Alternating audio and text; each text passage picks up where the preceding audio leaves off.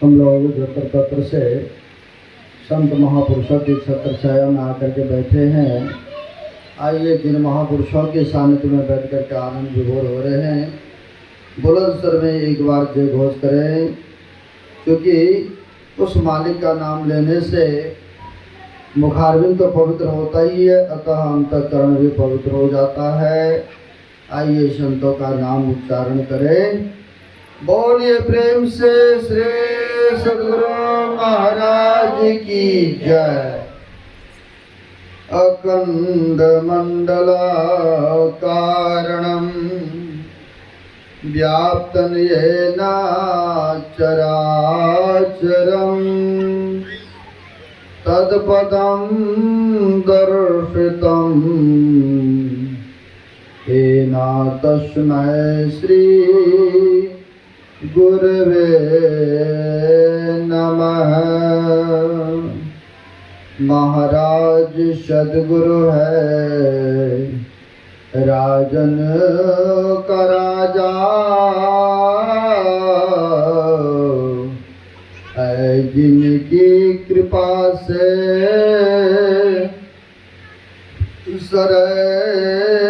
सर्व काज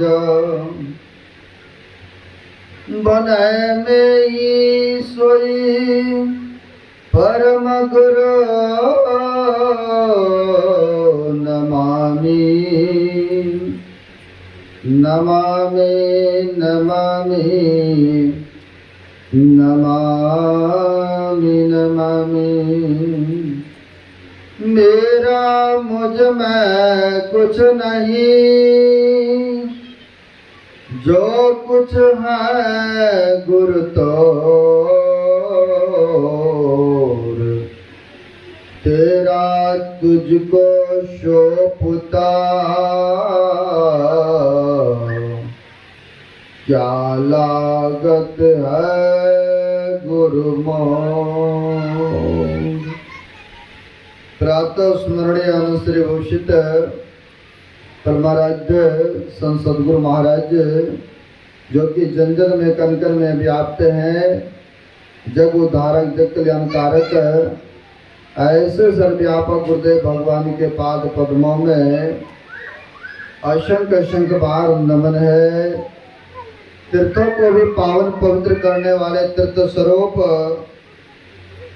ये जो मंचस्थ देख रहे हैं साधु समाज, जो कि तीर्थ को भी पावन पवित्र करने वाले पूज्य साधु चरण, उपस्थित सद्गुरु के सद भक्तगण, जो मानव शरीर का उत्तरदायी है, कर्तव्य है, वह कर्म करने हेतु जत्र तत्र से संतों की छत्र छाया में आकर के बैठे हैं। बड़े सौभाग्य की बात है। अभी सुन रहे थे पाठ में कर्म की प्रधानता, कर्म की विशेषता के बारे में सज्जनों। भगवान कृष्ण ने कहा है कर्म करने के लिए स्वतंत्र है, लेकिन फल के लिए कोई भी प्राणी स्वतंत्र नहीं है। कि कोई कर्म करेगा बुरा और चाह लेगा कि हमें अच्छा हो, ऐसा हो सकता है? कोई अच्छा काम करेगा, कोई अच्छा शुभ कर्म करेगा और बुरा फल मिल जाए, ऐसा हो सकता है? सज्जनों, यह संभव नहीं है। वह मालिक परमात्मा देखते हैं और सबका लेखा जोखा भी रखते हैं। एक संतों ने बड़ा अच्छा कहा है, मेरे मालिक के दरबार में सब जीवों का खाता, जितना जो कर्म करता उतना ही फल पाता। मेरे मालिक की दरबार में सब जीवों का खाता। कौन सा दरवाजा है? वह दरबार है। कौन सा वह स्थान है जहाँ के सब का लेखा जोखा हिसाब किताब रखते हैं? जो परमात्मा जर्रे जर्रे में, जो रब जर्रे जर्रे कण कण में है, वह परमात्मा सब का हिसाब किताब रखते हैं। 24 घंटे के अंतराल में कितना पुण्य किए, कितना पापमय कर्म हुआ, अभी सुन रहे थे, कर्म 3 प्रकार से होता है, मन से, वचन से और कर्म से। मतलब यह शरीर से, मन से भी होता है, वचन से किसी को कटु शब्द कह दिए उससे भी कर्म हो गया। तो महापुरुष कहते हैं कर्म करने के लिए प्रत्येक मानव स्वतंत्र है, लेकिन फल के लिए कोई भी स्वतंत्र नहीं है। उस मालिक के दरबार में सभी जीवों का हिसाब किताब हुआ, खाता रखा हुआ है। कर्म करने के लिए स्वतंत्र, इसलिए सोच समझ के कर्म करना चाहिए। इसलिए गोस्वामी जी महाराज ने कहा है, तुलसी यह तन खेत है, मन वच कर्म किसान, पाप पुण्य दो बीज है, बोर ले न सो निधान। अब देखिए, शरीर को जमीन बताते हैं या खेत बताते हैं। आपका जमीन है, उसमें चाहे शुभ का बोझ बोए यानी शरीर रूपी खेत में, या अशुभ रूपी बीज को बोए, कर्म करने के लिए स्वतंत्र है। जैसे आपका जगह जमीन होते हैं, आप चाहे उसमें गेहूं का बीज बोए और चाहे मक्का का बीज बोए, आपका जमीन है, आप स्वतंत्र हैं बीज बोने के लिए। लेकिन वो कहने वाला ने जैसा बीज को बोएगा वैसा फल मिलेगा। एक जमीन में एक दाना को डालते, समय आने पर अनेकों दाना ही निकलते। जैसे पास में मक्का का खेती है, एक मक्का को जमीन में डाले थे और समय आने पर ना जाने 100 उस मक्का का दाना निकलेंगे।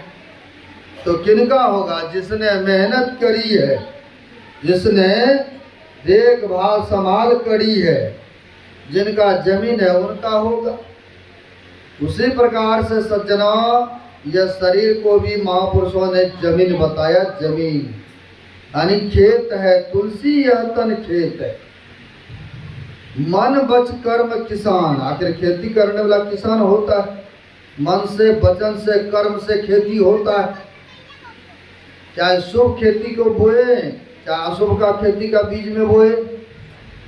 पाप पुण्य 2 बीज है, पाप और पुण्य 2 ही बीज होता है।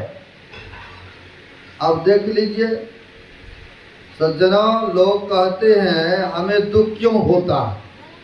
जो हमने पिछला कर्म किए हैं उसी अनुसार ना अभी हम लोगों को मिल रहा है। कहते हैं वो तो शराब भी पीते हैं, मीठ मांस भी खाते हैं, दूसरे का चुगली निंदा भी करते हैं, और फिर भी वह सुखी है। भाई पिछला उनका कमाई है, यूं समझिए। पिछला उसने शुभ किया है, इसलिए अभी उसको सुख मिल रहा है। अब तुरंत खेत में फसल को लगाइएगा, तुरंत तो नहीं मिलेगा ना, 5-6 महीना तो वेट करना पड़ेगा इंतजार। वैसे अशुभ कर्म किया है तो आगे चल करके उन्हें मिलेगा, मिलेगा जरूर। ऐसा नहीं है कि नहीं मिलेगा, उसको मिलेगा जरूर, लेकिन विलम्ब है। चाहे शुभ का बीज है, जैसा बीज है तो उनको आगे चल करके मिलेगा। पिछला उसने शुभ किया है इसलिए अभी सुख भोग रहा है, अभी जो कर रहा आगे चल करके मिलेगा। अभी सुन रहे थे संचित प्रियमान है, प्रारब्ध की कर्म, जैसा जो करते हैं आगे चल करके उसको वैसा फलीभूत होता है सज्जनों। इसलिए कर्म करने के लिए हम आप स्वतंत्र सोच समझ के कर्म करना चाहिए। हम आप अभी सुन रहे थे रामायण में, राम भगवान को जंगल जाना पड़ा, कंकई माई के वरदान था। क्योंकि उनको समझा रहे थे, बहुत समझाया राजा दशरथ ने, देखो तुम यह वरदान मत मांगो और कोई मांग लो, क्योंकि हम राम के बिना जीवित नहीं रह सकता। तुम और कुछ वरदान मांग लो। बोला नहीं नहीं, राम को 14 वर्षों के लिए वनवास होना चाहिए, और दूसरा वरदान कि भरत को राजगद्दी मिलना चाहिए। एक बात तो कहा, चलो इनको राजगद्दी हम दे देते हैं, लेकिन राम को वनवास मत भेजो, और कोई वरदान मांग लो। बोला नहीं चाहिए हमको यही, हमें चाहिए यही वरदान, 14 वर्षों के लिए वनवास और भरत को राज्य गद्दी। देखो राम के बिना हम जीवित नहीं रह सकता, तुम और कुछ मांग लो। बोला जो मर्जी हो, हमें तो यही वरदान चाहिए। अब हठ इनका, जिद इनका, कहा तुम विधवा हो जाओगे। बोला कुछ भी हो, हमें चाहिए तो चाहिए 14 वर्षों के लिए वनवास, और भरत को यह गद्दी चाहिए। क्या हुआ आप लोग जानते हैं ना, जैसे राम भगवान गए जंगल, और कुछ ही दिनों में उपरांत जो है राजा दशरथ का शरीर परित्याग हो गए। तीनों रानियां विधवा हो गई ना, कंकई, सुमित्रा, कौशल्या माई, आप लोग जानते। लेकिन क्यों राम भगवान को भी जंगल जाना पड़ा? और जंगल कोई जाएंगे घर मकान छोड़ करके, कोई सुखी रहेंगे? अपना घर चाहे टूटी हुई झोपड़ी क्यों ना हो, उसी में आनंद और सुख मिलता है। और किसी का महल है बहुत बड़ा, उसमें उतना आनंद नहीं मिलेगा, क्योंकि आप सब दिन वहां रहे, सब दिन वहां रहे, इसलिए आपको वहां पर सुख महसूस हो रहा है। अब ये हम लोग गए थे हरियाणा सिरसा सत्संग करने, मकान के उद्घाटन था, मकान बनाए थे, लेकिन बंद था चारों तरफ से। रूम तो दिया बढ़िया रहने के लिए, लेकिन गर्मी बहुत लग रही थी उसमें, अनपन हो रहा था, क्योंकि ऑक्सीजन नहीं मिल रहा था ठीक से। चाहे छोटी सी झोपड़ी हो, लेकिन अपना मकान है, अपना घर है, तो उसमें स्वतंत्रता मालूम होता है, सुख व्यक्ति को मालूम होता है। लेकिन कहीं बंद घर हो तो उसमें सुख और शांति नहीं मिलता है व्यक्ति को। अब जंगल गए भगवान राम, तो वहाँ तो सुख नहीं मिलेगा, लेकिन सुख यह मिला कि संतों ऋषियों का दर्शन हुआ, राक्षसों का वध किया, और इनके जो है जाने का फल ये हुआ, बहुतों को दर्शन मिला, माता सबरी को दर्शन मिला, बहुत सारे ऋषि मुनि तपस्या कर रहे थे, वह जो है भगवान राम का दर्शन मिला जंगलों में। और इतना ही नहीं, रावण दलों का जितने राक्षस दल थे सबों का संहार भी किया। लेकिन यहाँ चलते हैं सज्जनों कि राम भगवान को जंगल क्यों जाना पड़ा, प्रश्न यहाँ खड़ा होता है, दुख क्यों उठाना पड़ा? सज्जनों अगर इतिहास पढ़ेंगे तो पता चलता है राजा दशरथ जब राजा थे ना, राजा तो थे ही, वह शिकार खेलने के लिए जंगल जाते थे।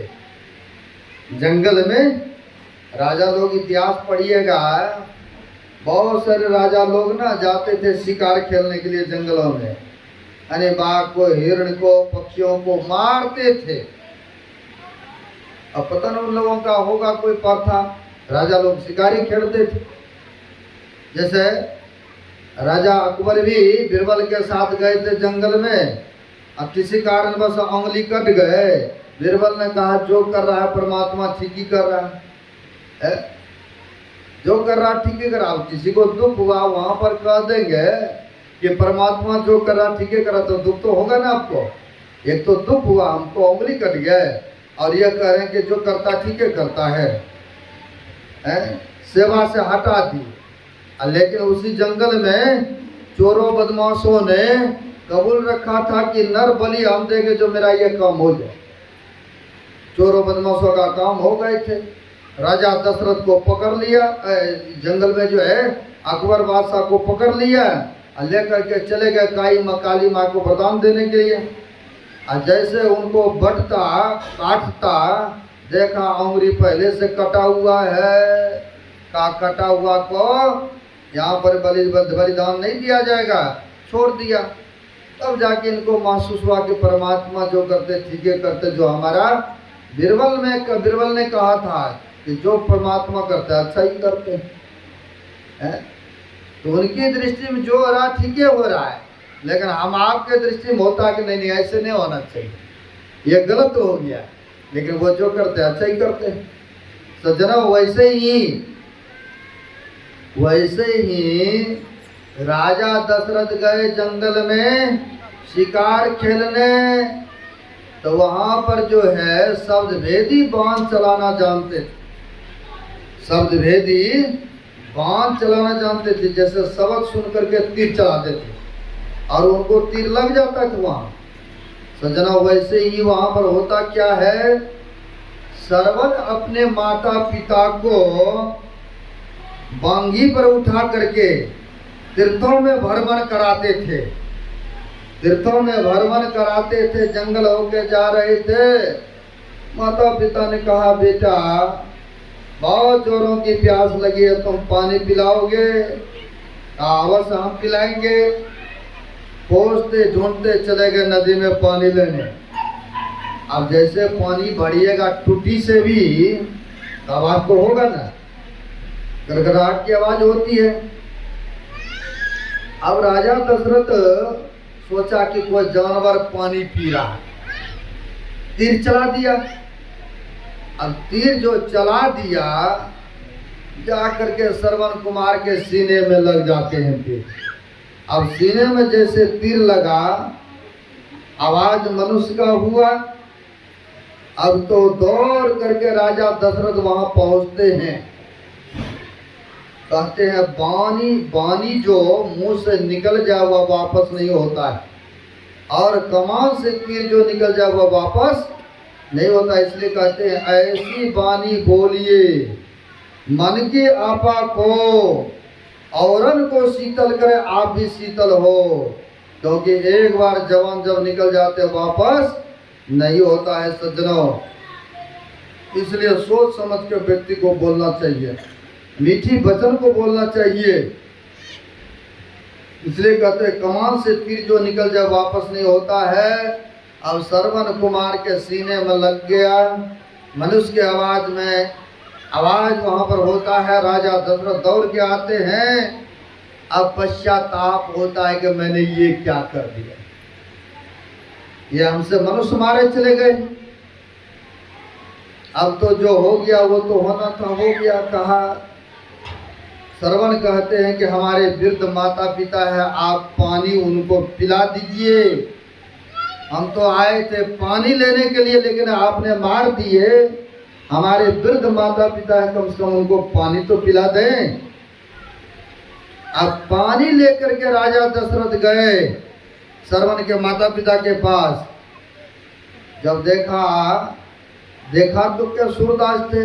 जब सुना आवाज हो रही कि हमारा पुत्र आ गए मेरे पास, कहा पुत्र आ गए तुम। अब राजा दशरथ कुछ बोलते ही नहीं है, अब कुछ बोलते ही नहीं है। 2 बार 3 बार कहा बेटा आ गए, तुम बोलो, क्यों नहीं बोलते हो? और जब तक तुम बोलोगे नहीं तब तक लो मैं भी पानी नहीं पी सकता हूँ। तुम बोलो क्यों इतना विलम्ब हुआ? कोई बात नहीं, विलम्ब भी हुआ तो बोलो। लेकिन एक बार भी नहीं बोल रहे, एक बार भी मुंह से जवान नहीं निकाल रहे। अब कह दिया कि जब तक तुम बोलोगे नहीं तब तक हम पानी नहीं पिएंगे। अब तो बोलना पड़ेगा ना, अब तो बोलना पड़ेगा। तब इन्होंने कहा आपका पुत्र श्रवण कुमार हमारे बाण से मारे चले गए, लेकिन आप कम से कम पानी तो पी लीजिए हमारे हाथ से। कहा क्या हमारा पुत्र मारे चले गए और तुमने मार दिया हमारे पुत्र को? बोला जानबूझ के तो नहीं मारा, लेकिन हमारे वंश से आपका पुत्र मारे चले गए। श्राप दे दिया कि हमारा सेवा करने वाला पुत्र था और तुमने उसको मार दिया। जाओ, तुम्हें हम श्राप दे रहा हूं कि जैसे हम अपने पुत्र के वियोग में शरीर का परित्याग कर रहा हूं, एक समय आएगा तुम भी अपने पुत्र के वियोग में, तुमसे बिछड़ने के वियोग में, तुमसे दूर जाने के वियोग में तुम्हारा भी शरीर छूटेगा, तुम्हारा भी अंत होगा। श्रवण कुमार के माता पिता ने श्राप दिया था राजा दशरथ को। सज्जनों, जैसे यह गए वनवास में राम भगवान, और तब क्या हुआ आप लोग जानते ही हैं, राजा दशरथ का शरीर छूटा। यानी उनसे कर्म बना था, इसी कारणवश से जो है राम भगवान को वनवास जाना पड़ा। नहीं जाते तो श्रवण कुमार के माता पिता का श्राप कैसे सिद्ध होता है? आखिर वन में गए तब ना है राजा दशरथ का जो है प्राण शरीर त्यागना छोड़ा पड़ा। सज्जनों, कर्म पीछा करता हुआ आता है, लेकिन यह कर्मों से कैसे बचेंगे? कहाँ जाने से बचेंगे? किनकी सानिध्य करने से बचेंगे? ये भी हम सुना देते हैं। हमारे गुरु महाराज के भगत थे, देरी आमसान के, श्री शीतल बाबू नाम था। अब कर्म सबसे कुछ पुण्य बनता, कुछ पाप कर्म बनता है। वह शीतल बाबू गुरु महाराज के प्रिय शिष्य थे, सत्संग भंडारा कराते थे, साधु सेवा करते थे। लेकिन होता क्या है, आपस में वह दुकान पर बैठते थे, गद्दी पर बैठते थे, व्यापार काम करते थे। होता क्या है, लेनी देनी में किसी से बकझक हो गया। कई बार हो जाता है ना आपस में मतभेद। हम थोड़े से सुनाएंगे, ज्यादा नहीं सुनिएगा, बड़ी पते के बात बता रहा हूं। बकझक हो गया, आपस में मतभेद, लेनी देनी में। अब जब बकझक हो गया तो जिनसे लेनी देनी में बकझक हुआ था, उसने कह दिया कि ऐ शीतल जी, ऐ शीतल बाबू, अब तुमको हम छोड़ेंगे नहीं जीवित। आप हमारे साथ ऐसे से किए हो ना, अब हम आपको जिंदा नहीं छोड़ेंगे, कोई भी तुमको बचाने वाला नहीं। अब इनको डर हो गया, पैसे वाला आदमी थे, व्यापार थे, गद्दी पर बैठते थे, लेकिन डर हुआ, इनको भय हुआ, धमकी दे डाला कि अब तुमको कोई भी बचाने वाला नहीं है। जिस दिन है हमारे चंगुल में आ गया, तुमको हम जीवित नहीं छोड़ेंगे। ऐसा धमकी दे डाला। जीवन को सबको डर है, अपना अपना शरीर सबको प्रिय है। अब इन्होंने सोचा हो न हो ये लोग बदमाश है, चोर लुफंगा है, और ऐसे से धमकी दे डाला कहीं कुछ कर ना डाले।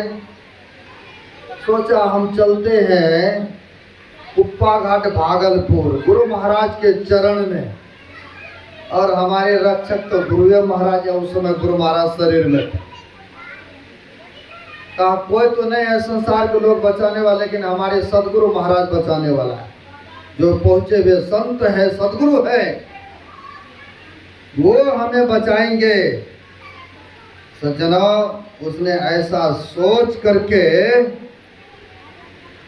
कि उन्होंने धमकी दे डाला है तो हम चलते हैं गुरु जी के पास, गुरु जी के चरण में रहेंगे तो अवश्य कृपा होंगे। ऐसा सोच करके वह आ गए भागलपुर कुप्पा घाट गुरु महाराज की छत्र छाया में। आ गए गुरु महाराज के सानिध्य में, रहा कई दिन तक। शाम के समय में व्हीलचेयर पर गुरु महाराज को घुमाते थे और सब सेवक लोग साथ साथ पीछे पीछे घूमते थे। जब घूम रहे थे, घूम करके सब जगह से आए और खाली बरंडा जगह था, सब आदमी खड़ा होकर के चारों बगल से देख रहे थे। अब शीतल बाबू के मन में हुआ कि कई दिन हो चुका है, सो अब जो है अब अपने घर को चले जाएंगे कल, सो गुरु महाराज का चरण छू करके प्रणाम कर लेता, एक बार चरण छू करके नमस्कार कर लेता। बड़ी सभा में शीतल बाबू गए और गुरु महाराज का चरण छूने लगे। चरण तो छू लिए, और चरण छूने के बाद गुरु महाराज ने कहा कौन है? तो उन्होंने कहा हम शीतल हैं, शीतल। कहा नहीं नहीं तुम शीतल नहीं हो सकते। कहा नहीं नहीं हजूर शीतल हैं हम, देरी हम सोन का शीतल। बोला अच्छा शीतल हो, हाँ। कहा है इसका कपड़ा उतारो तो शरीर का। अब देख लीजिए इसमें भी राज छिपा हुआ था। अब संत क्या करवाना चाहते, क्या करना चाहते हैं, वो तो उनकी दृष्टि में है। कहा अपने सेवक से इनका शरीर पर के कपड़ा उतारो। अब सब आदमी देख रहे थे, उनका जो धोती था पिना हुआ, सब कपड़ा उतार दिए। उतारने के बाद कहा चितांग लेटा दो। अब उसी जगह लेटा दिया। कहा इसके सीने पर 10 ईंटा रख दो। अब 10 ईंटा रखने के लिए कहा 2-4 ईंटा तो मिला था और उनके सीने पर रख भी दिया था। और सेवक लोग खोज रहे थे यहाँ वहाँ ईंटा मिलेगा तो और रख देंगे। खोज ही रहे थे इधर उधर ईंटा। एक बाबा ने कहा हजूर इनके घर पर कई बार हम लोग गए हैं, बड़ी श्रद्धा के साथ भंडारा भी किया है, बहुत श्रद्धा के साथ इन्होंने सेवा किया हम लोगों का। हजूर शीतल बाबू है, बड़े पैसे वाला आदमी, इनको छोड़ दिया जाए। कहा तुम चुप रहो, हम क्या करना चाहते तुमको पता है क्या, तुम चुप रहो। ऐसा गुरु महाराज ने कहा। सजनाओं कई ईंटा उनके ऊपर सीने पर दिया। देने के बाद गुरु महाराज ने आदेश दिया कि अब इसको बोलो कपड़ा पहन लेंगे। अब कपड़ा कहा पहन लो। कपड़ा पहन लिए बेचारे ने, रात बीच रहा और सुबह प्रणाम पाती करके चले अपने घर को। उसने सोचा हमारे गुरु महाराज जो हमारे लिए किए हैं बढ़िया ही किए। कई बार ना गुरु शिष्य पर छिड़क भी जाते, कई बार गुस्से क्रोध भी हो जाते हैं, लेकिन उनका तो अवगुण निकालते हैं, उनमें जो कमी है उसको दूर करते हैं। बेशक शिष्य को लगता है कि नहीं बाबा को तो ऐसे नहीं बोलना चाहिए, लेकिन जो बोला वो ठीक है बोलता है, बाद में उनको महसूस होगा। सज्जनों होता क्या है, शीतल बाबू अपने घर चले गए और जिसने धमकी दिया था वो रोज आते थे इनको खोजने के लिए दुकान पर। दुकान देखते थे बंद है, लेकिन यह व्यक्ति जो गए वहाँ कई दिन हो गए थे, जाने के बाद जो है सोचा अब अपना घर का काम करना चाहिए, दुकान खोलना चाहिए। इसने गया और दुकान को खोला। तो इनको तो रोज खोजते थे वो व्यक्ति कि मिलेगा तो इनको जो है छोड़ेंगे नहीं जिंदा। सज्जनों सदगुरु महाराज ने दृष्टिपात किए थे, अपने दृष्टि से देख करके उनका शरीर को वज्र की समान बना दिया था। अब उस बदमाशों ने देखा कि आज गद्दी पर दुकान में बैठा है, जैसे देखा रिवॉल्वर निकाला और कई 3-4 गोली उनके ऊपर बरसाया, लेकिन एक भी गोली उनके ऊपर देह पर नहीं लगा और सुरक्षित बच गए। एक भी गोलियां नहीं लगे। क्यों? क्योंकि कपड़ा खोल करके गुरु महाराज ने उनकी दृष्टिपात किए थे ना, देख लिए थे ना, उनका शरीर को वज्र बना दिए थे। तो संत क्या करना चाहते हैं, कौन सी बहाना कौन सी तरीकाएं से सबको पता नहीं है ना। बड़े पुण्य का काम हुआ यहाँ पर भी, क्योंकि रवि जी और उनके परिवार श्रद्धा गुरु महाराज के प्रति रखते हैं और उनकी माता जी तो जुड़ी हुई है हम लोगों से, लेकिन इन्होंने दीक्षा नाम दाम तो नहीं लिए हैं, लेकिन बड़ी श्रद्धा के साथ सत्संग भंडारा कराया, बड़े पुण्य का काम किए हैं। देखिए रुपया पैसा तो डॉक्टरों के पास भी शरीर में बीमारी उत्पन्न होता तो वहाँ लग जाता है, कई बार बेईमानी भी कर लेते हैं, कई बार केस मुकदमा में लग जाता है, लेकिन इन्होंने जो खर्चा किया है, यह पंडाल लगाया, माई की व्यवस्थाएं की, भंडारा का प्रबंध किया, बहुत बड़ा पुण्य का काम किए हैं। सदगुरु का कृपा इनके ऊपर बना रहे, स्वपरिवार के ऊपर। यह शुभकामना मंगल कामना करते हुए वाणी को विराम, क्योंकि समय अधिक हो गया है, अब आगे नहीं